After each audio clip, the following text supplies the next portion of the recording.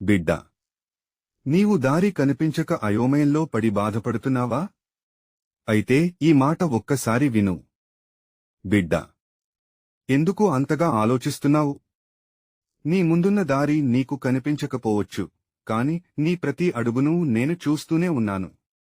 నీవు ఎక్కడికి వెళ్లాలో తెలియక అయోమయంలో ఉన్నప్పుడు నిన్ను సరైన దారిలో నడిపించేది నేనే.